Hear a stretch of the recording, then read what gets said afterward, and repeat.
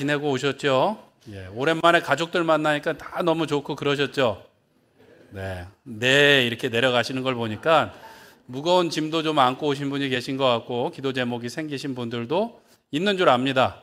그러나 선하신 하나님께서 합력하여 선을 이루실 줄 믿습니다. 많은 사람들 중에 가족이라고 묶어주신 것은 특별한 인연이에요. 때로는 좀 무거운 짐일 수도 있지만 그 짐을 지느라고 우리에게 하나님께서 힘도 주실 줄 믿습니다. 오늘도 하나님 앞에 모든 것들을 내어놓고 예배하는 가운데 하나님의 위로와 또 새 힘을 얻으시기를 축원합니다. 하나님께서 지으신 세계는 심음과 거둠의 법칙으로 돌아갑니다. 그냥 단번에 되는 것이 아니라 씨앗을 심으면 싹이 나고 그다음에 줄기가 자라고 성숙한 후에 열매를 맺게 되고 열매를 맺으면 하나가 또 하나가 되나요? 아니면 하나가 풍성하게 열매를 맺나요? 열매를 맺죠. 30배, 60배, 100배의 열매를 맺게 됩니다. 그게 하나님의 법칙이에요. 하나님께서 우리에게 복을 주셔서 이 땅에 충만하도록 창대하도록 복을 주시는 하나님이십니다. 중요한 거는 뭐가 필요하다는 거예요? 시간이 필요합니다. 씨 뿌리는 자의 비유에도 보면 좋은 땅에 심기었다라는 것은 말씀을 잘 듣고 지킬 뿐만 아니라 무엇으로 열매 맺는다 그랬어요? 인내로서 결실하는 자다라고 말씀하고 있습니다. 뭐든지 시간이 필요하고 인내가 필요합니다. 우리가 하나님을 믿는 것도 마찬가지예요. 한 번에 딱 되는 것이 아니죠. 자동으로 순종이 되어지는 것이 아닙니다.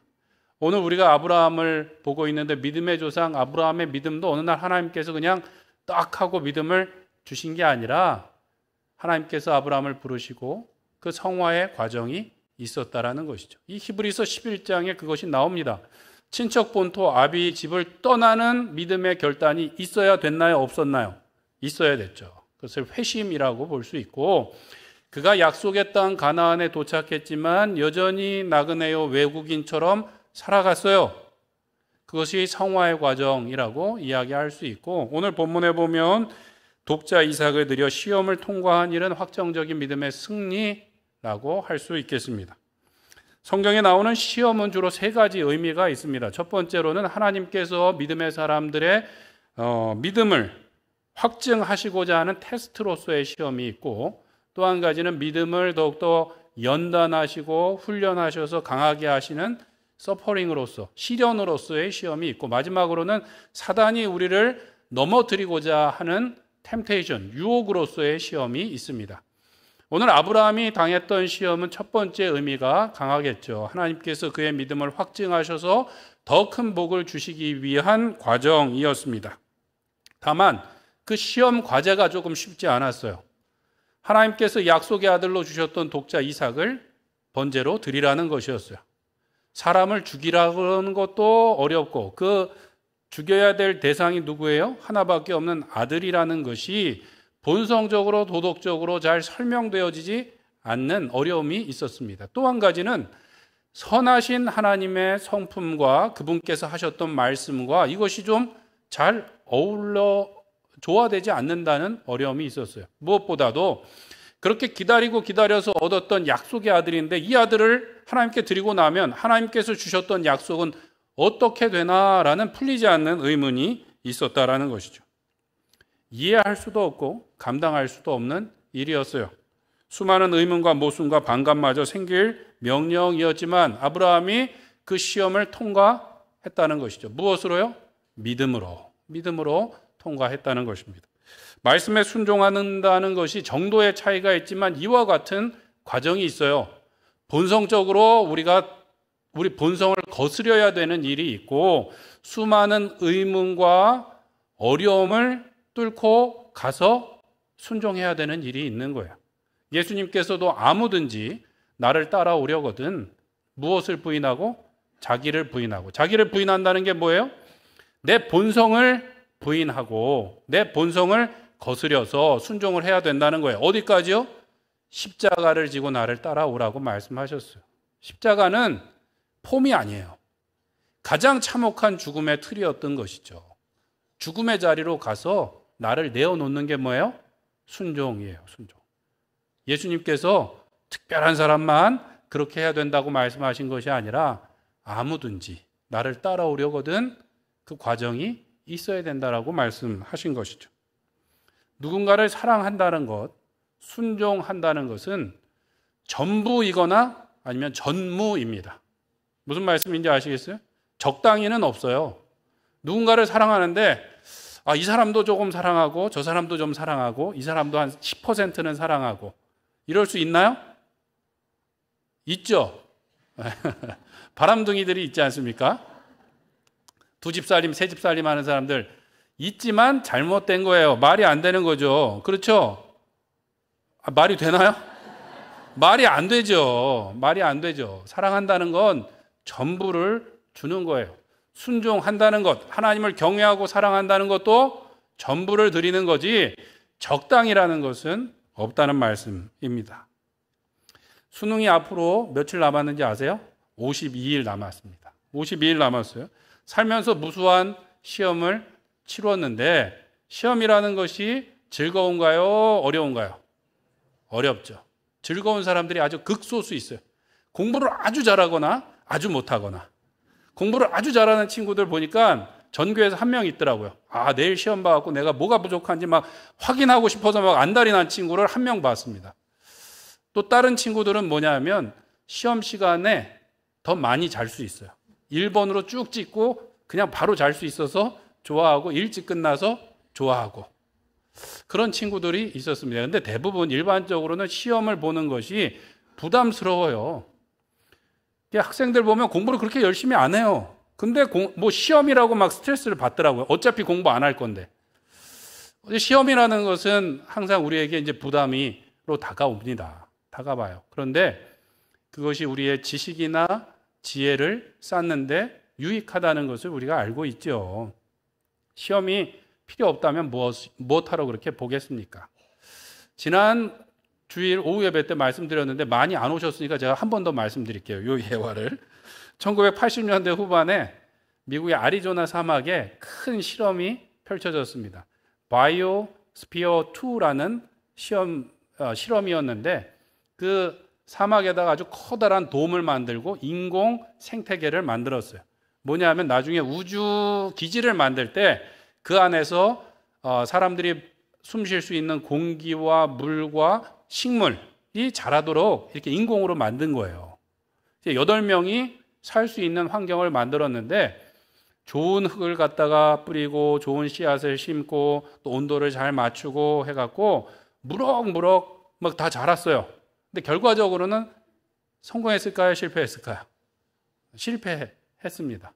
실패한 이유가 여러 가지가 있지만 가장 단순한 이유 중에 하나는 바람이었어요. 바람이 필요한 줄 과학자들이 몰랐대요. 열대 우림 환경을 만들어서 이게 뭐 바나나 나무 뭐 이런 것들이 막 쑥쑥 막 자랐는데 막 너무 건강하게 자랐는데 문제는 뭐냐? 바람이 없다 보니까 이게 자기 몸무게를 못 이겨서 그냥 쓰러지고 말더라는 거예요. 웃기죠? 바람이 왜 중요한가? 나무가 자랐는데 바람이 불면 이쪽으로 밀지 않습니까? 그러면 이쪽을 받치고 있었던 뿌리는 늘어나면서 팽창을 하고 반대쪽은 눌려갖고 압축이 되면서 단단해진다는 거예요. 사방에서 바람이 불면서 뿌리가 다 단단해져서 이 나무가 쑥쑥 자라고 더 높이 자라고 두껍게 자라도 버틸 수 있는 힘이 있는데 바람이 없으니까 아주 건강하게 쭉 자랐는데 뭘 못 이겨서? 자기 몸무게를 못 이겨서 쓰러지더라는 것이죠. 그래서 이렇게 바람이나 추위를 겪은 나무들이 보면 밀도가 높고 튼튼하다고 합니다. 그래서 세계적인 명악기, 바이올린 같은 경우 만든 악기들이 알프스에서 아주 추운 겨울을 지냈던 나무로 만들어서 다시는 그런 악기가 안 나오는 거예요. 그때 있었던 나무들만 그런 소리를 낼 수 있다는 것이죠. 마찬가지로 사람도 건강한 어른으로 자라기 위해서는 뭐가 필요할까요? 바람이 필요한 거예요. 바람이 무슨 바람인가 하면 고난, 스트레스가 필요하다는 거죠.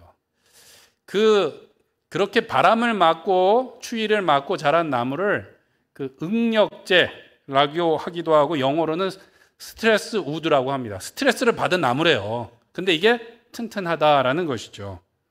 어린 시절에 이런 어려움들, 스트레스를 겪어야 더 튼튼해진다는 거예요.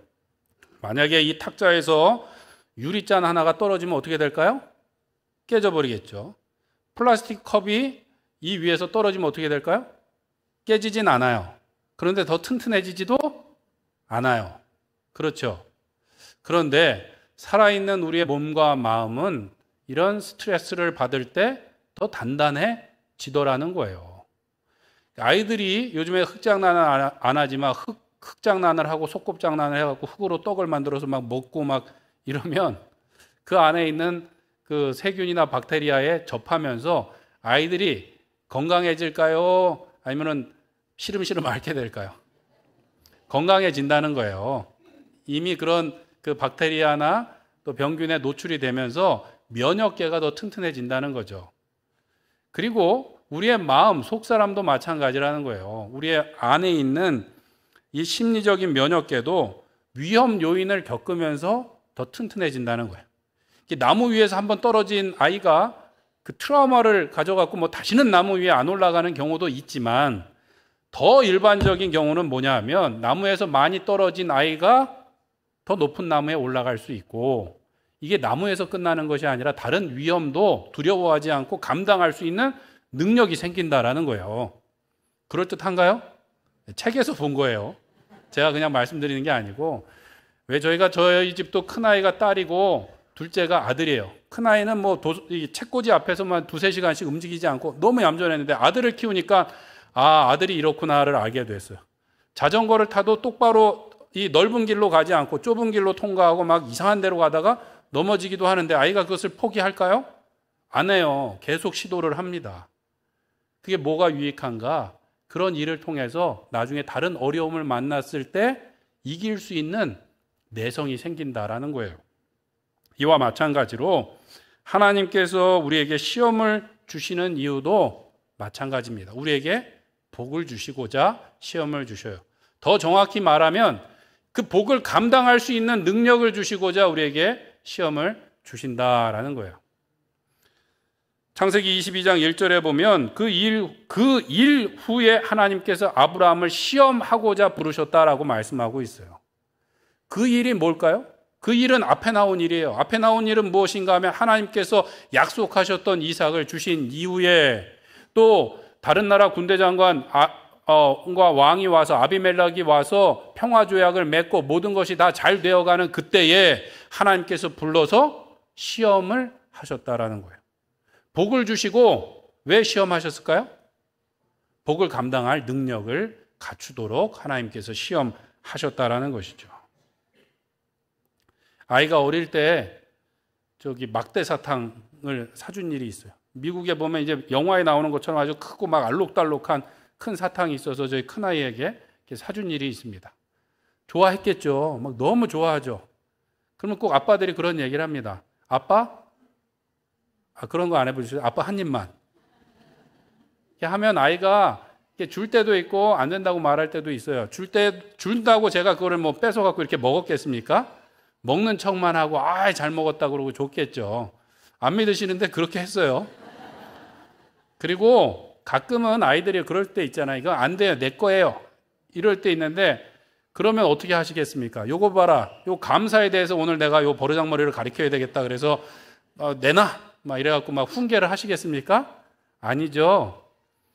사탕을 주든 숨기든 그냥 다 예쁘고 그것을 잘 관리할 수 있고 고마워하면 더 사주고 싶은 것이 부모의 마음인 것이죠. 하나님께서 우리에게 시험을 주실 때도 마찬가지예요. 아이에게는 심각한 문제잖아요. 지금 사탕을 아빠한테 다시 줘야 되나 말아야 되나 심각한 문제지만 하나님 보시기에는 복을 주시고자 시험을 우리에게 주셨다라는 것이죠. 성경에도 보면 하나님께서 아브라함에게 이삭을 바치라는 시험을 주셨지만 하나님께서 이미 양을 예비해 주셨습니다. 그리고 실제로 아브라함이 이삭을 바치지는 않았어요. 그렇죠? 바치려고 했어요.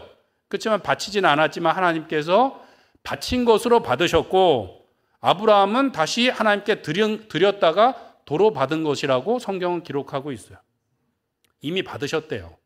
그래서 오늘 19절에도 보면 비유컨대 그를 죽은 자 가운데서 도로 받았다라는 거예요.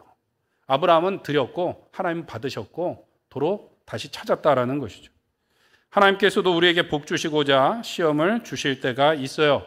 그때는 가장 소중한 것을 우리가 포기해야 되는 순간이 있더라는 것이죠. 우리가 아끼는 것을 포기해야 될 때가 있어요. 지난번에 5월에 우리 이성미 집사님이 오셔서 간증할 때 보면 은혜를 받고 하나님 앞에 예배하는데 이제 좀 괜찮다, 아들과의 갈등도 끝나고 살만하다 그러는데 하나님이 예배 드리는데 그렇게 말씀하시더라는 것이죠. 그 잡은 아들 손을 잡은 그 손을 놓고 내 손을 잡아. 뭐 아들을 번제로 드리라고 그러고 말씀하신 것도 아닌데 아들 손을 놓고 하나님 앞에 아들을 맡기고 나도 하나님을 더 바라보는 게 쉽지 않았다는 거예요. 내가 해야만 될 것 같고 내 뜻대로 해야만 될 것 같은 마음 때문에 그것이 쉽지 않았다라는 것이죠. 그러나 우리가 하나님 앞에 소중한 것을 내어놓을 때 그것을 잃어버리는 것이 아니라 오히려 그것을 더 잘 사랑할 수 있는 능력과 은혜를 받게 되는 길인 줄 믿습니다. 때문에 우리가 믿음으로 순종해야 돼요. 순종을 잘할 수 있는 비결은 무엇인가? 첫 번째로 믿음은 즉각적으로 순종하는 것입니다. 다 이해가 되지 않아도 설명되지 않아도 먼저 순종하는 게 뭐예요? 믿음이에요. 순종의 비결은 즉각적으로 순종하는 것입니다. 조금 고민하고 내가 확신하고 뭔가 징표를 받고 순종하려고 그러면 벌써 버스는 떠나고 없어요. 순종할 기회가 떠나고 없고 나중에 순종하려고 하면 경험상 보니까 더 많은 눈물의 기도와 수고와 헌신이 있어야 가능하더라는 것이죠. 순종을 잘 할 수 있는 방법은 뭐예요? 즉각적으로. 우리가 잘 사는 것도 보니까 어른들 말씀 따라서 멋모르고 결혼하고 멋모르고 하다 보니까 이렇게 잘 살게 된 거지 않습니까? 예. 동의를 안 하시네요. 하나님께서 아브라함에게 이삭을 바치라고 창세기 22장에 말씀하셨어요. 그런데 저녁에 하나님께서 아브라함에게 말씀하셨는데 아브라함이 어떻게 되는가? 그 다음날 아침 일찍 나무를 쪼개서 준비하고 아들 이삭과 종 둘을 데리고 나귀를 끌고 출발합니다. 출발. 아브라함이 고민했을까요? 안 했을까요? 하나님이 그렇게 말씀하실 때. 성경에 나와 있지 않지만 고민했겠죠. 하나밖에 없는 아들을 죽여서 제사로 드리라는 거 이해할 수도 없고 감당할 수도 없고 고민을 했겠죠. 그런데 지체하지는 않았다는 거예요. 일단 출발했어요. 하나님께서 명하신 땅 모리아 산으로 가는 길이 3일 걸렸습니다. 그 3일 동안 어땠을까요? 수많은 생각을 했겠죠. 제가 봤던 그 아브라함에 관한 그 영화를 보니까 매일 밤 아브라함이 마치 겟세마네에서 예수님처럼 저쪽으로 떨어져 갖고 나무 밑에서 거의 혼절할 것처럼 기도하는 모습으로 그리는 거예요. 매일 밤 지나온 날들을 막 회상하면서 막 혼절할 것처럼 쓰러질 것처럼 기도하는 모습을 그리는데 너무 마음에 와닿았어요. 그렇지 않겠습니까? 아들을 번제로 드리러 가는 3일 동안 얼마나 괴로움과 고민과 생각이 많았겠습니까? 그러나 무엇하지 않았어요? 지체하지 않았다는 거예요. 그리고 또 한 가지는 사람과 상의하지 않았어요. 그들의 종에게 내가 올라가서 이 아들을 번제로 드리고 올 거야 얘기하지 않았어요. 아내 사라에게 얘기했나요? 안 했나요? 안 했어요. 상의하고 동의하고 설명하지 않았어요. 심지어는 아들 이삭에게도 설명했나요? 안 했어요. 아들이 물어봤어요. 아버지, 번제로 드릴 나무와 불은 여기 있는데 재물은 어디 있습니까? 아브라함이 뭐라고 말하나요? 하나님께서 예비하실 것이다. 미래형으로 말해요. 예비하신지는 아직 잘 모르겠어요. 근데 예비하실 거라고 아브라함이 이야기하고 올라가더라는 것이죠. 아브라함은 이삭을 결박하고 칼로 내리치려는 순간까지도 망설이지 않았어요. 누가 급해지셨는가? 하나님이 급하셔서 아브라함아 아브라함아 다급하게 부르셨다라는 것이죠. 아브라함이 이렇게 신속하게 순종할 수 있었던 것을 성경은 경외함이라고 이야기합니다. 창세기 22장 12절에 보면 이제야 내가 하나님을 경외하는 줄 아노라. 경외함으로 이렇게 순종했다는 거예요. 경외함이라는 것이 무엇입니까? 두려워함으로 공경하는 것을 의미해요. 하나님께서 가장 크신 분인 줄 알았기 때문에 다른 어떤 것도 걱정하지 않고 하나님 손에 맡겨드린 거예요. 사람과 상의하지 않고 하나님과 기도하며 순종했다라는 것이죠. 마리아 같은 경우도 천사 가브리엘이 내가 임신하여 아들을 낳게 될 것이다 라고 말씀하실 때 그런 일이 어떻게 가능합니까? 나는 정혼했지만 아직 남자를 알지 못하는데. 그런 일을 들어본 적도 없지만 또 한 가지는 아직 결혼 안 했는데 임신을 하면 돌 맞아 죽을 일인데 어떻게 그것을 감당할 수 있겠습니까? 그 말은 없지만 아마 그 마음이 있었겠죠. 그랬더니 천사가 하는 말이 대저 하나님의 말씀은 능하지 못함이 없느니라. 마리아가 뭐라고 말합니까? 나는 주의 여종이오니 말씀대로 이루어질 것입니다. 아멘으로 순종하며 나갈 때 하나님의 큰 축복의 통로가 되었습니다. 아브라함 같은 경우는 왜 상의 안 했는가? 이거 이상한 일이 아닌가? 그러는데 당시에는 성경도 없었고 제사장도 없었고 그가 하나님의 말씀만 붙들고 신속하게 순종했다라는 것이죠. 왜요? 하나님을 경외함으로. 하나님이 가장 크신 분인 줄 그가 믿고 순종했다라는 거예요. 다른 것들은 걱정하거나 두려워하지 않았다라는 것이죠. 군대에 갔을 때 신병으로 있으면 말년 병장들이 꼭 2등병을 가지고 놀립니다. 내무반장인 상병이 2등병에게 뭔가를 시키면 저쪽에서 병장이 누워있다가 아무개 이병 그거 하지 말고 일로 와서 나랑 놀아. 나 너무 심심해. 그러면서 뭐 이상한 일을 시키죠. 그러면 내무반장이 옆에 있다가 너 누구랑 군생활 오래 할 건지 잘 생각해. 그리고 이제 협박을 하죠. 협박을 해요. 금방이라도 막 주먹이 날라올 것처럼 협박을 하는데 저쪽에서 말년 병장이 하지마 나랑 놀아. 계급은 누가 더 높아요? 말년 병장이. 힘이 없어 보이지만 말년 병장 말을 들어야 되나요? 아니면 무서운 이 상병의 말을 들어야 될까요? 일단은 계급이 높은 사람의 말을 들어야죠. 듣는 게 맞습니다. 마찬가지로 우리가 하나님께 순종하는 것도 하나님이 가장 크신 분인 줄 믿고 순종하며 나가야 됩니다. 어떻게 이루실지 그 다음에 문제를 어떻게 하실지는 하나님께 맡겨드려야 되는 것이죠. 우리도 하나님의 말씀을 따르려고 할 때 여러 가지 의문과 고민과 어려움이 가로막을 때가 있습니다. 순종하고 싶은데 여러 가정의 형편들이 따라주지 않을 때가 있죠. 자녀들의 신앙이 중요하긴 한데 또 학업도 신경 써야 될 때가 있고 주의를 잘 지키고 싶은데 믿지 않는 부모님을 생각해야 될 때도 있고 믿지 않는 남편의 눈치를 봐야 될 때도 있죠. 그러나 그런 복잡한 문제를 우리가 결정할 때 누구의 명령을 따라야 될까요? 크신 하나님의 명령을 따라야 되죠. 물론 기도와 지혜가 필요합니다. 우리는 자주 하나님을 핑계하면서 내가 편한 대로 행동하려고 할 때가 있는데 순종이라는 것은 수고와 헌신이 들어가나요? 안 들어가나요? 들어가요. 편한 길을 선택하는 게 아니에요. 순종하는 것은 내가 죽어지는 길이고 낮아지는 길이고 모든 것을 내어놓는 길로 가는 것입니다. 희생이 따라요. 갈등과 상처가 있습니다. 그래서 어떤 유대인 랍비들은 요 뒷이야기를 해석하기를 아브라함이 모리아산에 갔다 오고 나서 사라와 관계가 좋았을까 나빴을까 물어봤어요. 갔다 와서 아브라함이 얘기한 거예요. 여보, 내가 하나님의 말씀을 듣고 이삭을 번제로 드리려고 했는데 하나님이 예비해 주셨어. 얼마나 감사해. 그러면 사라가 아이고 잘했군 이렇게 말했을 가능성이 있을까요? 이때 아브라함의 나이가 최소한 130세는 넘었어요. 노망난 늙은이라고 말했을 가능성이 좀 클까요?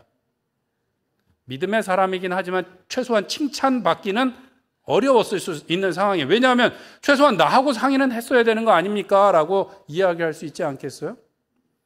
그리고 또 한 가지, 랍비들이 이삭하고 관계가 나빠졌을 거다라고 해석을 해요.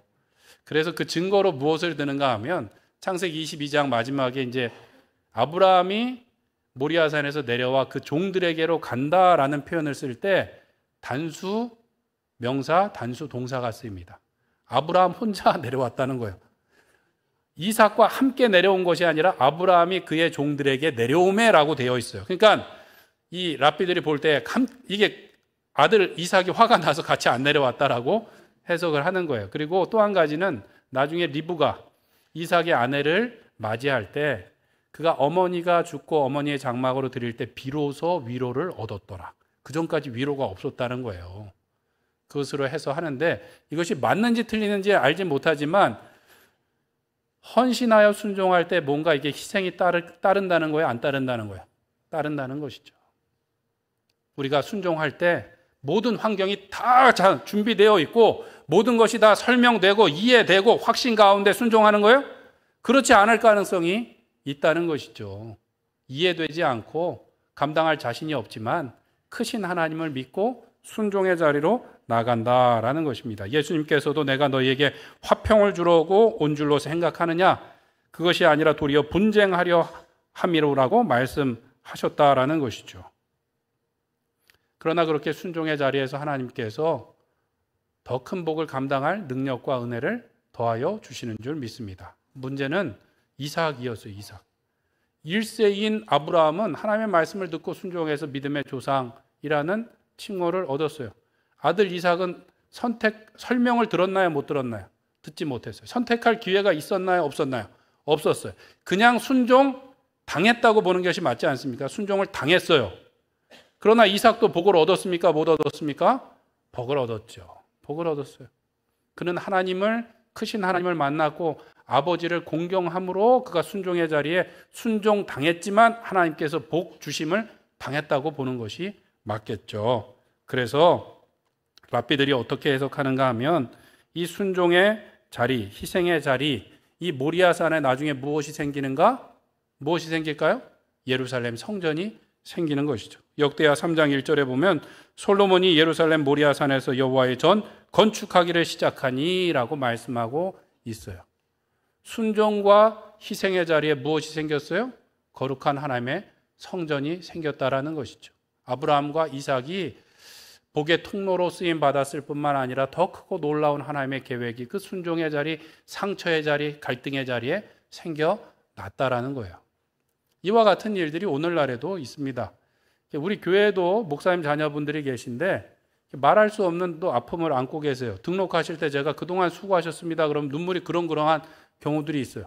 제가 아는 어떤 장로님도 국수를 그렇게 잘 드세요. 저보다 많이 드셔갖고 이렇게 알고 보니까 어릴 때 마음껏 먹어봤던 적이 없으시다는 거예요. 왜냐하면 성도님들이 들어오시면 금방 젓가락을 내려놔야 됐다라는 거예요. 저 잘 모르시는 것처럼 얘기하시는데 잘 아시는 분이에요. 그분은. 형편이 넉넉하신데도 지금까지도 그것이 어렸을 때 있다라는 것이죠.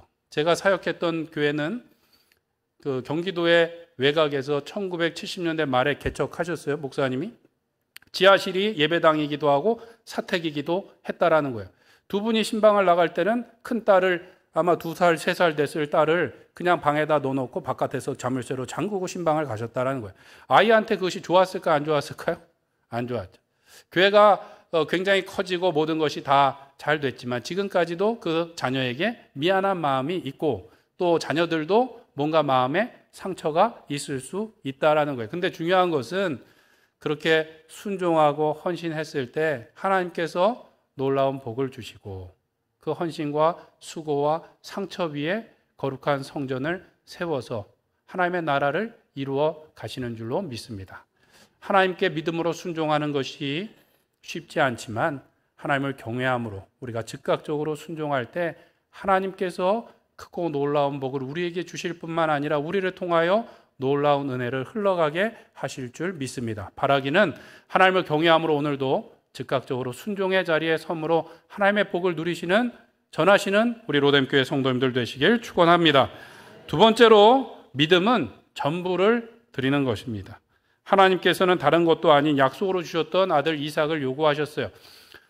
아들 이삭을 드린다라는 것, 사랑하는 아들을 떠나보내야 되는 것도 어렵지만 하나님께서 약속으로 주셨던 아들인데 이 아들을 하나님께 드리고 나면 그 약속은 어떻게 되나 하는 혼란스러움이 있었을 거예요. 모든 것도 다 하여튼 본성적으로도 이것이 이해가 안 되고 하나님의 약속을 바라봐도 신앙적으로 본성적으로 아무것도 이해가 되지 않지만 아브라함이 순종할 수 있었던 이유는 무엇인가? 여호와 이레의 하나님을 믿었다라는 것이죠.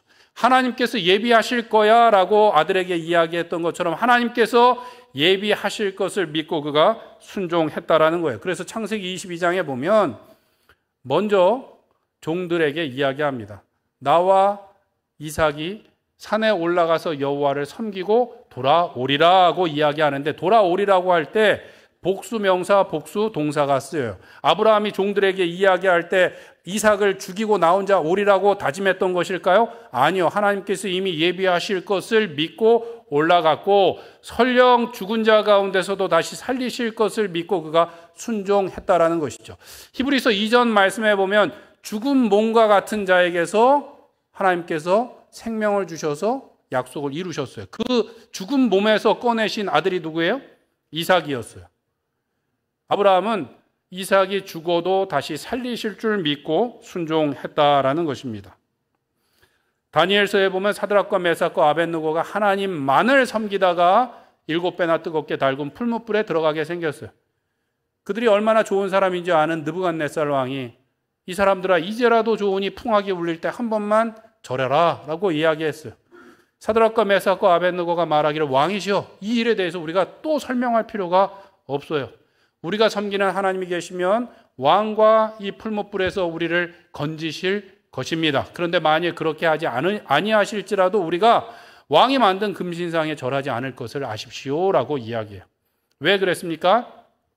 느부갓네살 왕이 세계를 지배하고 권세가 대단한 것 같지만 그보다 크신 분이 누구예요?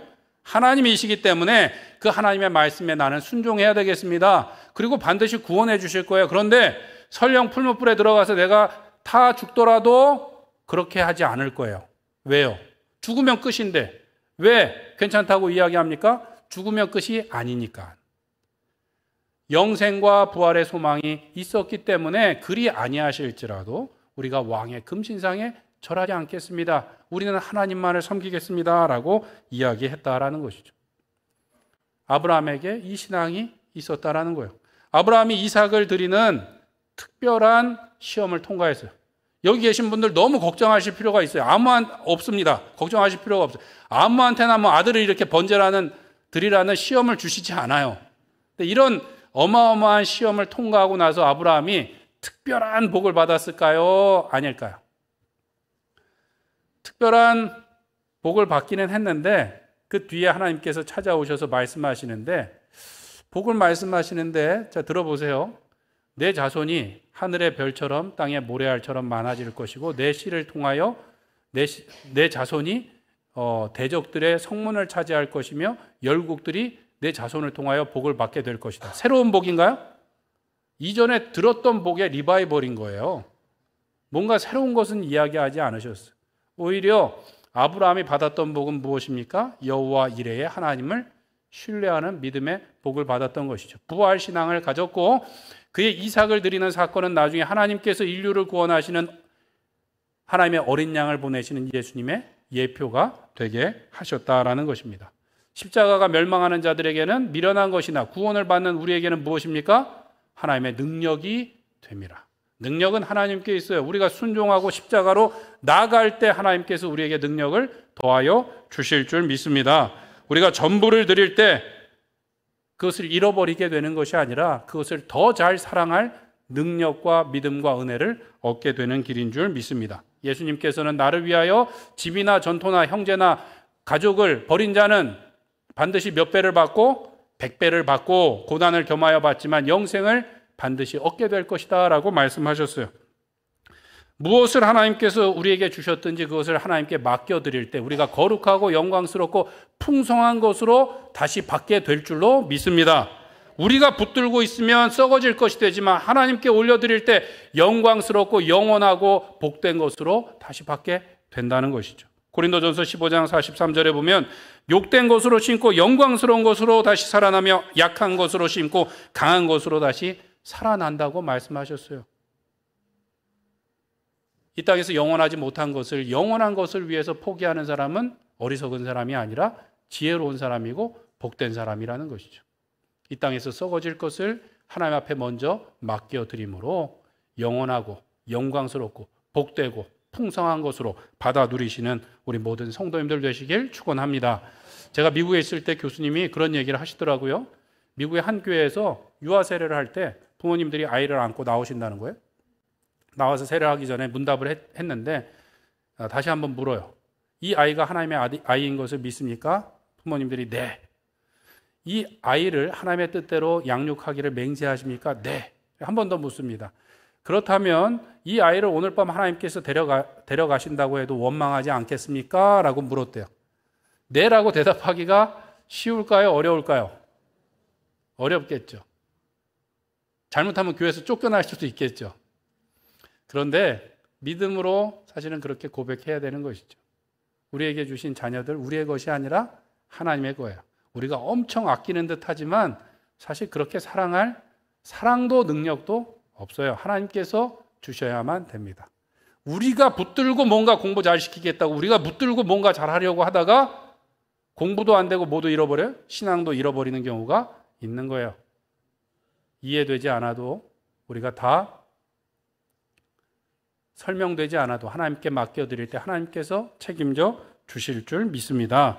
우리가 상상하지 못했던 것보다 더 크고 놀라우신 무궁무진하신 하나님께 우리의 것을 맡겨드림으로 하나님께 복을 얻으시고 더 큰 은혜의 바다로 나갈 수 있는 우리 모든 로뎀교회 성도님들 되시길 간절히 축원드립니다. 함께 기도하시겠습니다. 우리 기도하실 때 하나님을 경외함으로 오늘 순종함으로 하나님의 놀라운 복을 얻게 하여 주시옵소서. 또 여호와 이레 하나님께서 우리를 위하여 예비하셨음을 믿고 우리의 가장 소중한 것을 우리의 전부를 내어드림으로 욕된 것으로 심고 영광스러운 것으로 거두고 약한 것을 심고 강한 것으로 얻게 되는 하나님의 놀라운 복을 누리고 전하는 축복의 백성 되게 하여 주시옵소서. 우리 주여 한번 부르짖고 기도하겠습니다. 주여